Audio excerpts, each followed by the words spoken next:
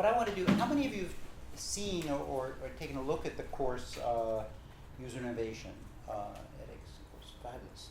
Thank you so much for doing that. What I'm going to do then is show you the context around it, because the course itself says to students, it's very focused. It says to students, come up with an idea based on your own needs and, solve the problem and determine the best way to share it, start a company or whatever. So, but what I would like to do, and we can chat back and forth exactly as you wish, what I would like to do is tell you a little bit about the context, okay? So, are you ready? Ready. You're so brave. All right. So, the idea that users, specifically like in the case of household sector innovators, consumers, the idea that they would innovate is considered by mainline economics to be slightly to the left of nuts. Okay? Can't happen. No, it's the producer who is the innovator. And what you will see in many of the sort of training courses around is that what you do is you're supposed to do, as Schumpeter put it, do market research, try to find the need, and then solve it for the person. So it's the find a need and fill it view of the world. So did any of you come to, by the way, something called OUI, which we held? You might want to in some future year. Next year we're going to be in Innsbruck. There are now about 200 or 300 academics working on user and consumer innovation. And every year we get together for 3 days to exchange information. And this year it was at Harvard Business School. Next year it's going to be at Innsbruck. So we'd love to have you if you want. Okay, so here was the view. And what my colleagues and I did was we said, well, wait a minute now. That doesn't sound right. We're going to go try to measure it. And they said, we won't give you any money to measure it because it's so obviously stupid.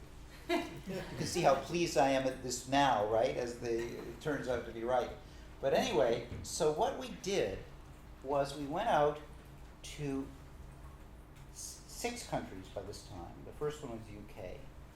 And we actually did a representative sample.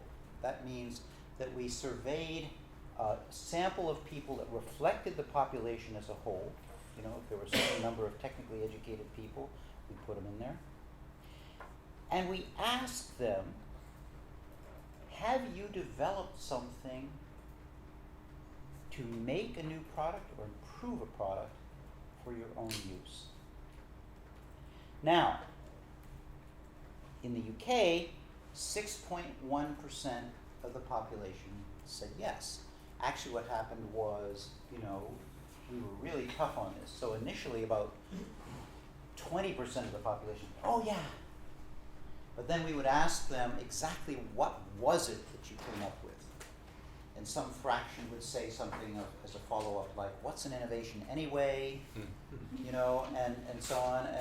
And eventually, when we really got it down to something that was functionally new, not on the market, done for their own use, we ended up with these numbers. So in the UK, 6.1% of the population. Now that is 2.9 million people.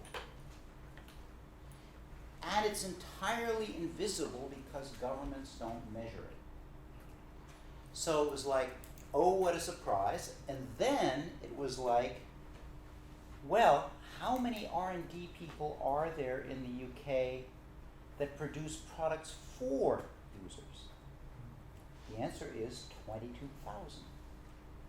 So the user innovators outnumber the producer innovators by 100 to 1. It's huge. And it's invisible because of this early assumption that no, that's not how it works. Now, why did this assumption exist? This assumption existed because the idea is that innovation costs money. So if you're going to do it, what you want to do is spread your costs over a whole bunch of customers. Individual users only have their own benefit to offset their own costs. And so obviously, went the mantra, obviously it must be so that the producers are the innovators. In fact, again, it was so obvious to people that they never measured it, and now this is sort of a big revolution in the way things go.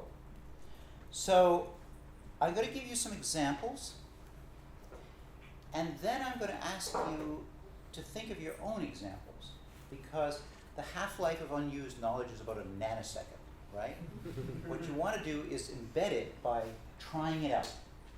So here's an example.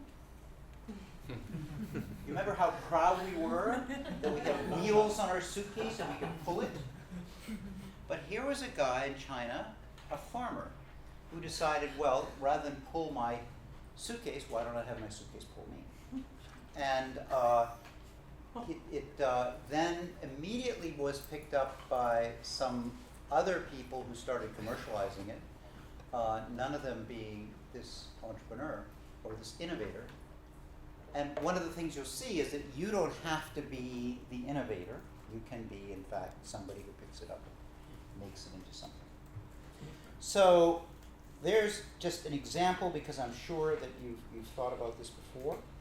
And then, of course, as you also know, there are a lot of examples that really don't have that much. I don't know how BMW missed that one, you know? Do you? Look, he's even got a mirror on it. He's got a channel changer.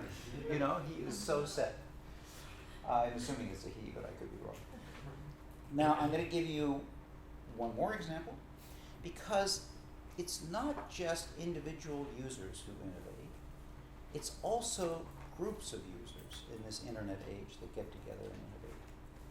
And they innovate on very serious stuff as well as sort of fun stuff. So this is Dana Lewis, who has type 1 diabetes, and that's her then fiancé, now husband, Scott. So I don't know whether anybody in the room has type 1 diabetes, but it's a pretty difficult disease to manage. You could manage it. You know, it's about keeping your insulin levels at the right point and your blood sugar at the right point. But it takes like about 300 calculations a day, according to people who have thought about this. You know, calculations like, well, what am I planning to do next? I'm going to have a meal and I'm going to sleep. What am I going to do?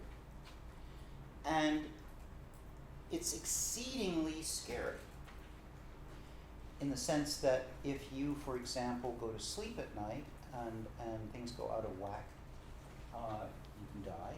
And the fear of this particular woman, Dana, she just did not want to go to sleep, because once she had woken up, and one of the things that happens apparently first is that your muscles, you can no longer control, but you can still think. So that she could see the juice box that she had put on her bedside table, but she couldn't move her muscles to reach it. And fortunately, Scott came in, and she did not die. But it's very tough and very scary. Now, the state of the art on that is commercial is that you can have a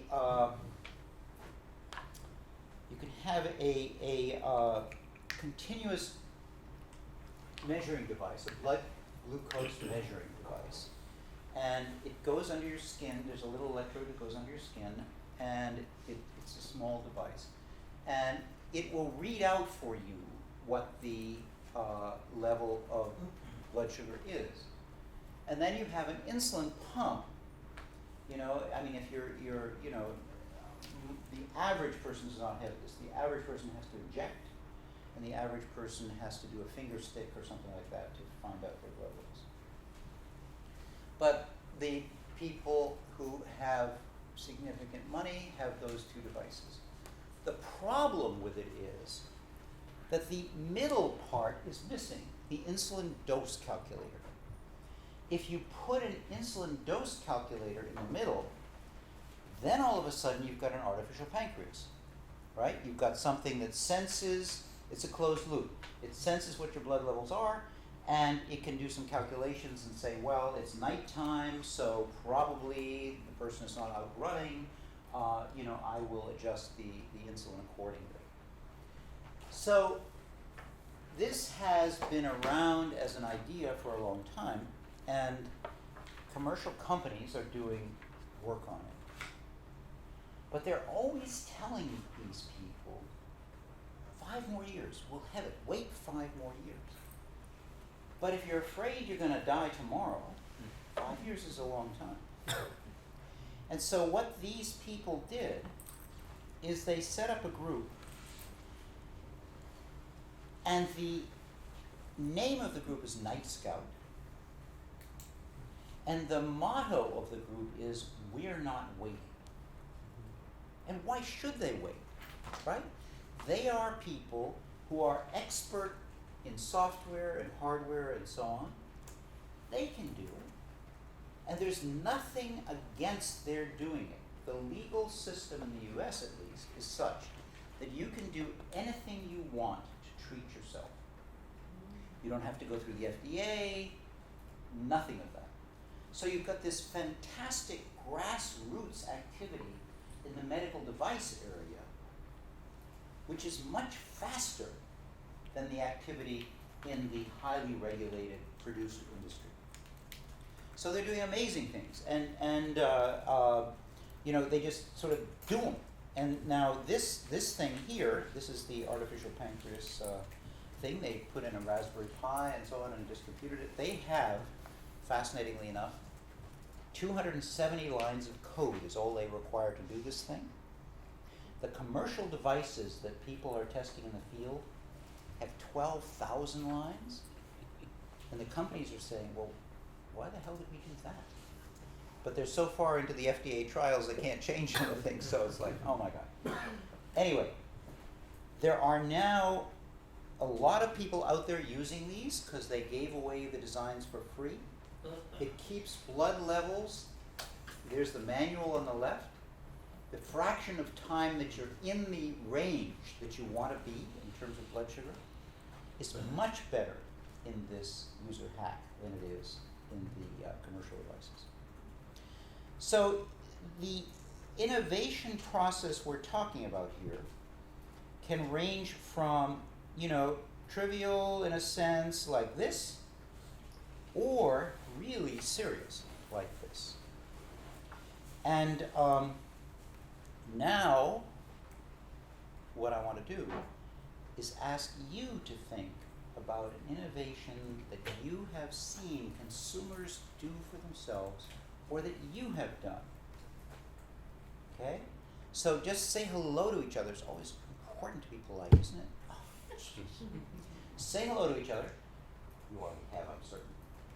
And for 3 to 5 minutes, depending upon the look in your eyes, tell each other about an innovation that you have seen that consumers did or that you did as a consumer for your own needs.